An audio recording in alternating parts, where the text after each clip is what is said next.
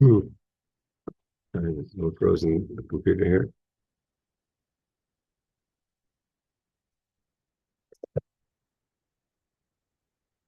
Okay, one tonight is Gimmel Tammuz, and so the Rebbe's yard site. Also, I put on the heading before Chukas. That's the parsha we have in Eretz Yisrael. Parsha in Yerushalayim in Chutz La'aretz is now Parshas Korach. So I'll talk a little bit about Parshas Korach and a bit about Parshas Chukas. That's sorry about a little bit of Chukas, a little Korach, and Gimmel Tammuz. Short class tonight. So the in Gimmel Tammuz we know we spoke many times that the first time that Gimmel Tammuz is shows itself in our history in the history of the Jewish people is of course the concept of Shemesh Begiven Dom, which is in the war that Yeshua had. So the war that Yeshua had, there was a battle and they needed more light to finish the battle, and Yehoshua kept the sun from setting, and so we know that the sorry, just gonna bring it up here. We know that the Gemara teaches us that the Bar Shemesh Darach Hashemesh, that when a tzaddik passes away, so it's like the sun sets, and the cycle of life is usually that the sun sets and the sun rises, and like the Gemara in Shabbos teaches us that when you have different tzaddikim and different leaders of the generations that passed away, actually Meis Rebbe, until this leader passed away, the new leader was born, and to continue to lead the Jewish people through the times, especially through the dark times of Galus.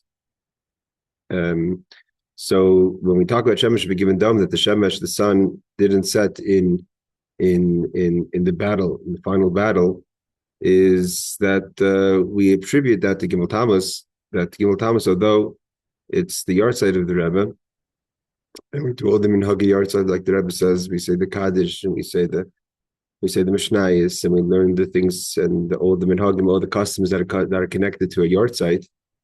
Nevertheless, we know Shemesh Begiven Dom, the sun didn't set, and it's not a situation where the sun sets and there's a new sun that rises with a new generation and a new idea. But the Rebbe is still with us, like the Alter Rebbe writes in Tanya, in the letter to the Chassidim in Eretz Yisrael, that even a tzaddik, a nasi, and especially a nasi of the generation and of the generation that we're in now, which is Ikfasei the Mashiach, which is Dar Yasam, a generation that pulled itself out of the ashes of the Holocaust and of communism and built Jewish life all over the world again for yet another time in this long cycle of Galus, which is going on almost 2,000 years. Shegalinu Marseinu out of Eretz Yisrael, especially out of Eretz Yisrael as it was, and it will be in its glory with the Beis Hamikdash and Mashiach. So we have to know that this is not another yard site with another generation and another times that we're going to just move on. That this Gimmel Tammuz is Shemesh Begiven Dom. That although Gimmel Tammuz in 1994 was the yard site of the passing of the Rebbe, but the Rebbe's legacy and the Rebbe's leadership and the Rebbe's individual connection to Chassidim and Klal Yisrael lives on, and even stronger, as the Alter Rebbe writes in Tanya.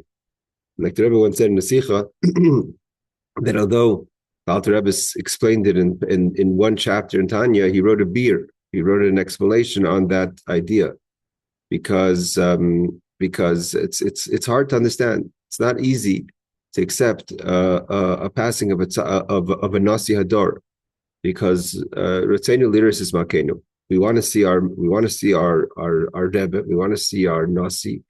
We want to be able to talk. We want to be able to hear. We want to communicate in the way that us small people need tangible. So although there's all the Giluyim and all the revelations and everything, and there's even Yatim B'Chayah, even more than when the tzaddik is alive, but the Alter Rebbe had to write a beer. He had to write an explanation on it because it's not simple. Even so, you say, oh, it's more than if if the Rebbe was alive, but you need a beer. It's not simple. You don't just say, oh, okay, that's what it is, because it hurts. It does pain. It's painful, and we learn this is really the Parshas Chukas that it's in Eretz Yisrael is Gimmel Tammuz is very connected, because both Parshas Chukas we learn about the passing of Miriam and Aaron HaKohen, and Kashan Misasa and Shal Tzadikim, and it's how difficult it is to not just to the Klal Yisrael, but to the Eibishter, Hashem Himself, the passing of a tzaddik. And it says, it talks about that in the battle after Aaron HaKohen passes away, it says like Tiksar, that there was the Jewish people had a shortness of breath, or a shortness of soul, Tiksar Nefesh.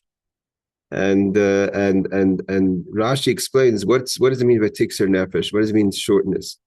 Is that something that's so difficult to swallow, something that's so difficult to digest, something so difficult to take in, is something that's short. It's something we just don't have the kalim, we don't have the vessels to take it in. So Gimmel Tammuz has to have, each person, of course, brings, and each person connects and looks towards the idea of Gimmel Tammuz, each on their own level. But at the end of the day,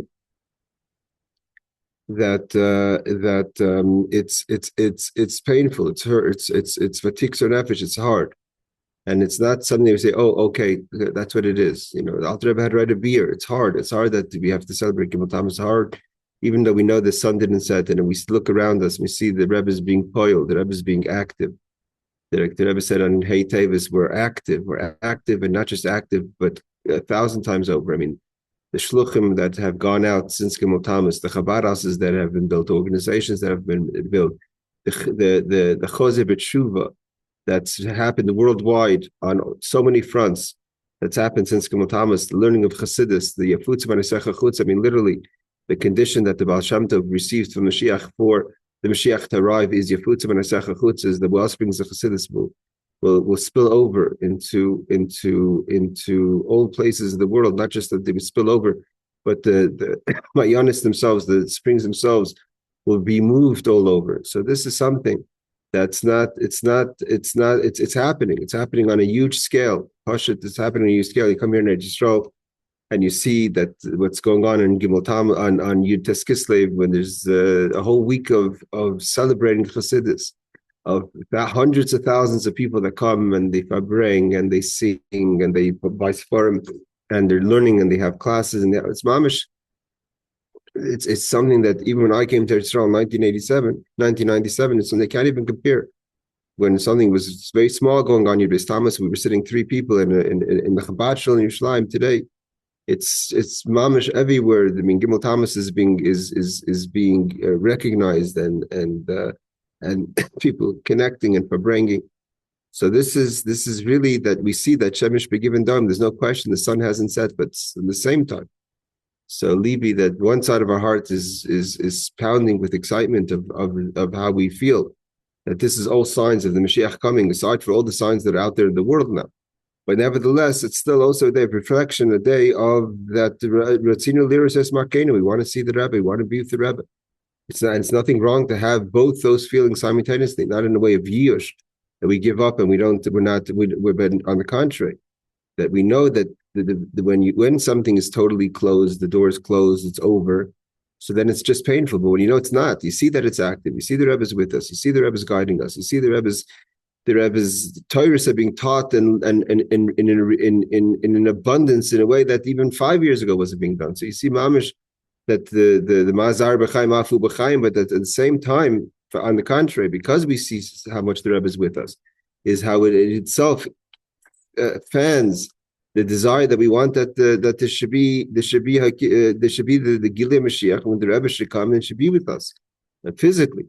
So this is a day of reflection. Gimmel Tammuz is that we have both simultaneously, both these things. We connect, but the idea also is that on a day of a Yortzeit is a day of connection. And like the Rebbe says in the last mimer that he gave us in Gimmel Tammuz on Purim Katan of Tafshin and Beis 1992, was that a Rebbe's job is to makasher, to connect his Chassidim and Klal Yisrael to the Shoirish, to the root of all roots, to the Eibishter. Tzafse b'chibur, that to connect us to our core, in a way that we can never do on our own. It's not an idea that a person could, a tzaddik, a person says, okay, so I don't need the tzaddik. The Rebbe wrote a letter where someone says, the Rebbe spoke, we learned to Sikha, the Rebbe spoke in 1991 about going to Eretz Yisrael, but other things. If a person thinks you don't have to ask the Rebbe, it doesn't work like that. Everything that a person does in his life, you have to ask a Nasi. Like the Jewish people asked Moshe Rabbeinu. Even petty things, even things that they wouldn't, that in theory they should be embarrassed to talk to Moshe. But on the contrary, if you look at all the stories in Bamidbar, there's one thing you see: the comfortableness. They were comfortable with Moshe because they not to be unfamiliar with Moshe Rabbeinu, but too familiar with Moshe Rabbeinu. but also the idea of Dr. Henkin. So also with Farbrengen a bit about Gimmel Tammuz, but I guess the YouTube crowd.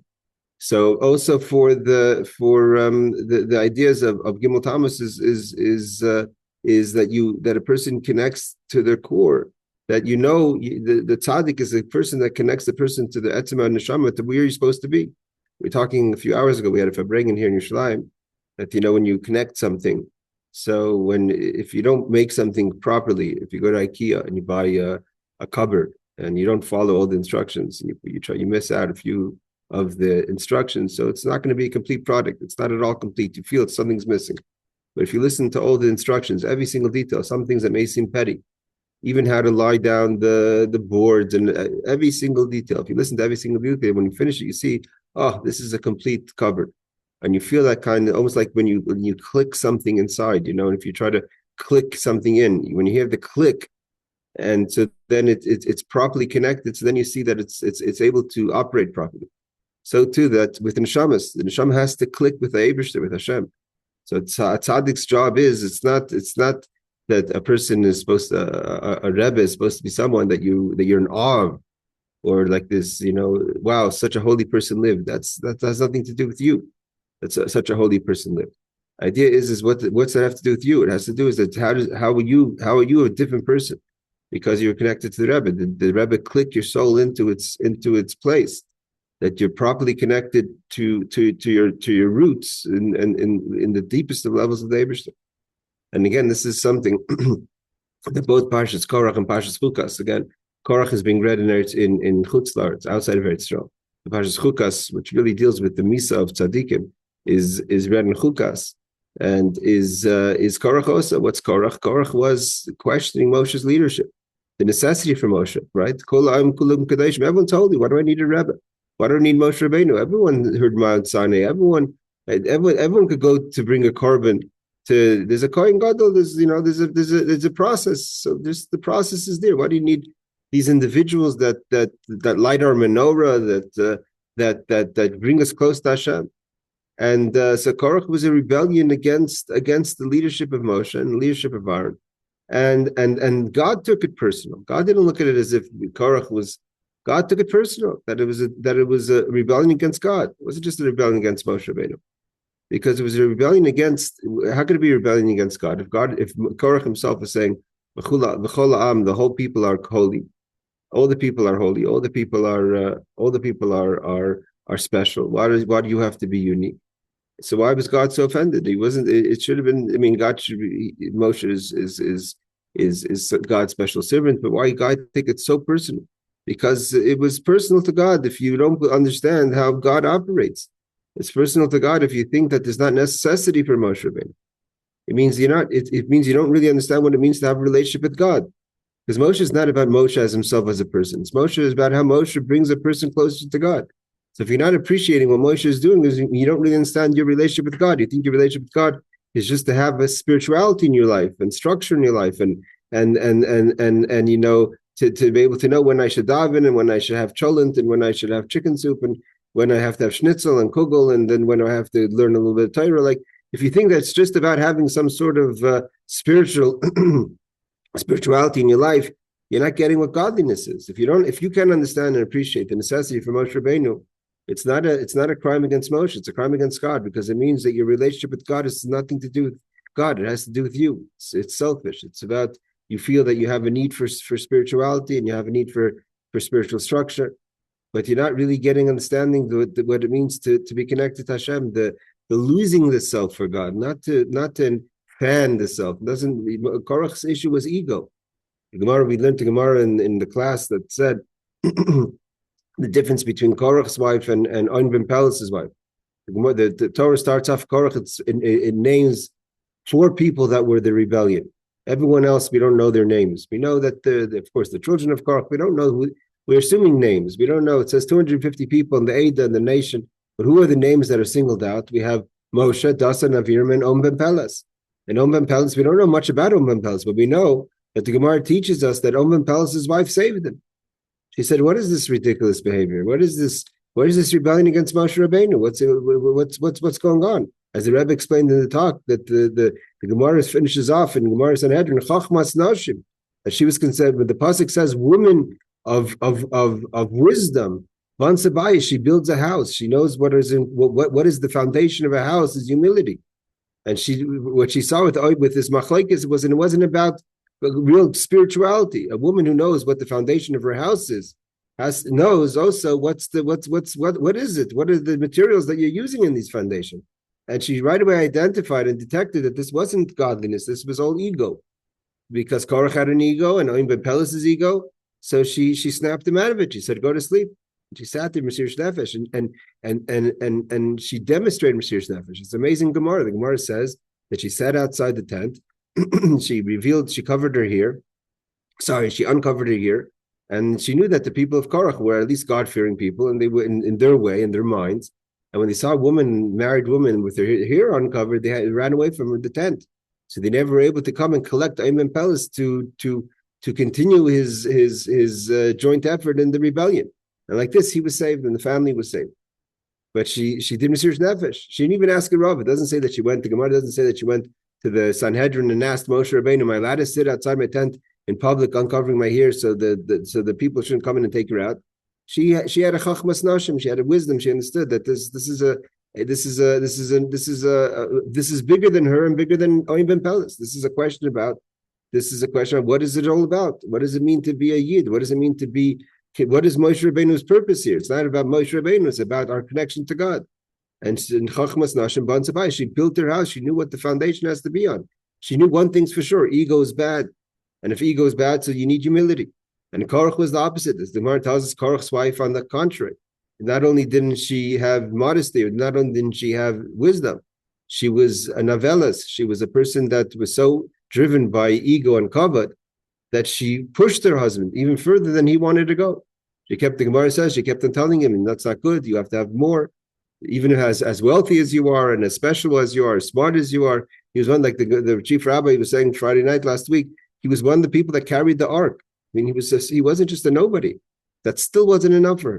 It wasn't enough. She wanted more. She wanted that her husband should be one of the people in charge, because it wasn't about what real leadership is. The leader has to be an anav, has to be humble, right? The Torah tells us that Moshe was humble. That's a quality of leadership. She wasn't looking for leadership for the sense of leadership. She wanted the benefit of leadership. She wanted the covet of leadership. So she said, you can't compromise. You have to fight Moshe. And she destroyed her house and her family's house and everything around her. So why? Because it was about ego. Because what they saw in leadership wasn't what it really was, to connect a person to Hashem. And it was Moshe's humility that was able to bring a person to be connected to Hashem. Is actually in the contrary, because Moshe never thought about himself. He was always thinking about how he could help the Jewish people, and it was never about his own kavod. So therefore, that's the true tool to do what a real leader has to do. Which they weren't. Korach and his wife weren't interested in being a leader. They wanted the title, wanted the benefits of leadership. So from there we see it's the whole relationship with spirituality was fake. Everything's about them. It's about ego. You can't be a God-driven person, a person driven by godliness. On the same time, to be a person that's full of yourself. So this is why. So this is from one side we see the connection of Parshas Korach to the Parsha to today's day of Gimmel Tammuz, little Pinchas. but so we see that the Parshas Korach is so focused on the idea of what it means to be a leader, the humility of a leader, and the the self-sacrifice that the leader has for behalf of Klal Yisrael.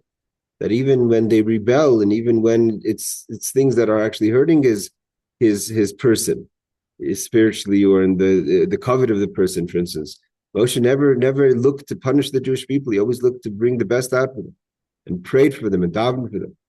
And then Parshas Chukas, which we're reading this week in Eretz Yisrael, also, like I said, we learn about the passing of Miriam, which says Misasa and Shal Tzadikim. That is, we learn about the Parsha of Miriam after we learn about the passing of Miriam, after we learn about the Paraduma, that the Paraduma brings atonement for the highest levels of impurity. So that's also accomplished by the death of a tzaddik, and we have Aaron HaKohen this week. So, like I said, we're sandwiched between two parshas, or within two parshas, that are telling us the greatness of a leadership and the greatness of a tzaddik, and so therefore, when we come to this week, we come to Gimmel Tammuz, we come to day, like I said before anyone came on, that it's a day of reflection, and a day of two feelings from both sides, the energy we take to move forward, and at the same time we remember what Gimmel Tammuz is the yahrzeit of the Rebbe, and not that we get the sword, not that we get thrown out off our guard, but the contrary, this pushes us forward, because we know at the end of the day that all creation is for a goal. We're not here just to do time in this world. We're here to bring the world to a better place, and to bring the entire world, Jew and Gentile, to a situation of Mashiach. And the Rebbe was, of course, the leader that continued the carrying the torch of Yefutzim and Esecha Chutza, of the wellsprings, and we're seeing that it didn't stop. If there was a poly market today, in the days of Gimmel Tammuz, the bets would have been against Chabad. Everyone thought no way Chabad could survive without the Rebbe. And they're right, the Chabad can survive without the Rebbe, but they didn't understand the Rebbe is still with us. And so therefore, although a passing is a passing, and although there's a yahrzeit, but the Rebbe, we see the Rebbe's energy and teaching and guidance is still literally people that people themselves, and not even children that were born after Gimmel Tammuz, but even adults who did, for whatever reason, didn't have an opportunity to have a relationship with the Rebbe when he was alive, are starting to have a relationship with the Rebbe after Gimmel Tammuz by learning his Torahs and guiding literally today in Eretz Yisrael and around the world. But you see it so much in Eretz Yisrael, how Gimmel Tammuz is Parsha a day on the calendar. And you open up the YouTube, you open up, people are giving shiurim about Gimmel Tammuz, the Rebbe's shittas, the Rebbe's ideas about this, and the Rebbe's insight, and how the Rebbe's continuing to guide them throughout their life, in their personal life, and in their life as a leader of a small communities, whether it's a rabbi, whether it's a community person. But if people are Pasha, that you hear conversations in the Farbrengens, are all about the level of guidance and leadership that the Rebbe still is exercising. The people that even were living in the time of the Rebbe, nevertheless, they didn't openly connect to the Rebbe at the time. So we see that there's a more powerful force even now, but at the same time, we want to see the Rebbe here with us, in this world, and that's going to happen with the coming of Mashiach. So we look around us, and we look around this world, and we look around all the great achievements. But we have to say, die Gullus, enough to Gullus. It's nice, and we don't stop working, and we don't stop doing, we don't stop accomplishing, we don't stop bringing more and more of the wellsprings of Chassidus to the world. But it's hard. It's hard. It's painful, and we walk with a heavy foot, but with one side and a light foot on the other side. So where you have to be even more productive, that pushes us to go further, because we know that we're going towards revelation. The Rebbe spoke in Gimmel Tammuz many times. That again, so we talked about that Gimmel Tammuz is when the sun didn't set with Yeshua. We talked about Gimmel Tammuz, the yahrzeit, but in between there was another happening in Gimmel Tammuz. And the other happening in Gimmel Tammuz was that in a situation of uncertainty, it was a date. What does that mean? On the 15th of Tammuz, 15th of Sivan, 1927, 15th of Sivan, Tav Reish Pei Zayin, the previous Rebbe was arrested for his activities in Soviet Russia and spreading Yiddishkeit. And it was a very severe situation that the Frierdiker Rebbe was sentenced to death. And the Rebbe even says that night they rounded up a lot of different religious leaders from other different communities, and they shot them on the spot. And in theory, that was supposed to be the situation for the Frierdiker Rebbe, God forbid. But but whatever, there was reasoning beyond people's understanding that the whole arrest was delayed, and by the time the Frierdiker Rebbe came, that moment had passed. So the Frierdiker Rebbe already survived that first initial, in the first few hours of the arrest, that he would have chas v'shalom been facing a firing squad, but still he was sentenced to death. But at the end, with great chesed from Shemayim and efforts from his chassidim, and the way it was done through Dir B'Tachton, through Ma'aseh B'Tachtonim, through our efforts, but all, of course, great miracles. Finally, the Rebbe was, after different decisions and verdicts, the Rebbe was on Gimmel Tammuz, sent off officially for 3 years to Kostroma, which was an exile, which would have been a very horrible exile for the Frierdiker Rebbe, and for Chassidim. But at the end, 9 days later, Yud Beis Tammuz, the Frierdiker Rebbe was totally released and came back to Russia, and eventually left Russia. And that started the Rebbe, Frierdiker Rebbe's journey to the United States. It took 10 years. In 1940, the Frierdiker Rebbe came there to the United States and started in the Chatzi Kadir Tacht, in the bottom half of the world, the idea of Yafutzim and Ezachachutza. So the Rebbe always said that although Gimmel Tammuz at the time, the Chassidim didn't understand it, although it was definitely better than the firing squad, God forbid. But it was still, the Rebbe was going to be sent off 3 years of isolated exile. He wouldn't have any connection. So much so that the Frierdiker Rebbe, when he was in exile, wanted to write a letter. He couldn't write a letter. And he had a few people around with him for those 10 days. He had, one of them was, I think, Chaim Lieberman or Altos. But he said, what do I have a hand for if I can't write letters to Jewish people to give them chiyus, to give them hope, to give them vitality?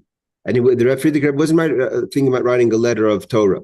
He was writing a letter of someone who had a problem in Gashmis and physical needs. So that he had Rebbe's help, and he couldn't write a letter. He didn't have pen and paper, whatever the limitations were. So why do I have a hand? My whole hand is here to write a letter, to give chayas, to give energy, to give hope to another person. So as difficult as it was at the time, retroactively we see how that was the beginning of the redemption, because that led to 10 days later the Frierdiker Rebbe was totally freed, and then that led to where we are today, and we are today is because of Yud Beis Tammuz, because otherwise who knows what would have been. So therefore, so too, that although we look at today as a hard day from one side, like I said, and a positive day of energy going on the other side, but that's the whole idea of Gimmel Tammuz. Gimmel Tammuz is a day that's not always so clear what it is, but the point of it is that's going to be revealed as a great day, the great day that's going to take us to the redemption, the Geula Pratis, the personal redemption that we all have to find, and the general redemption for Klal Yisrael, for the whole world. The whole world is sitting there trying to spend so much time and money just to be peaceful, right? Just to be peaceful. We're trying to see, could we do this agreement? Could we do that agreement? We're just trying to find peace. And really, in theory, all you have to do is get along with each other. In theory, peace shouldn't be so difficult. But we see how difficult it is to be peaceful. You have to sign papers, and you go to wars, and you kill people, and all these things, and maybe have hope. Maybe there should be peace. When Mashiach comes, you're not going to need all these things. It's going to be naturally the evil inclination, that force of hates and jealousy that's within us and all the people is not going to be there anymore. Peace is going to be a natural outcome of the real goodness within each other. It's going to be the revealed good of everything. So may it be that today, Gimmel Tammuz, L'chaim to everyone, and wish everyone on a yahrzeit of the Rebbe. L'chaim, by Farbrengen here a little bit tonight, the few of us here, and able to have the schus to be chassidim with the Rebbe, that the Rebbe should look after his flock as he always does, and bench Klal Yisrael, bench us here tonight with everything that we need in Gashmias, in Parnasa, in Gesund, in Arichas Yom Sham Taivis Nachas of our children, in Hatzlach in our learning, Hatzlach in our Avodas Hashem, Hatzlach in our avoid in this world, the things that we have to accomplish, knowing that we have a lot more to do, and we should be here in a healthy way to be able to do it, and we should all be merit coming of Mashiach Tzidkenu, Imheir B'Yameinu Mamash. Again, thank you all for joining, and Laila Tov. Take care. Laila Tov. Good to see you.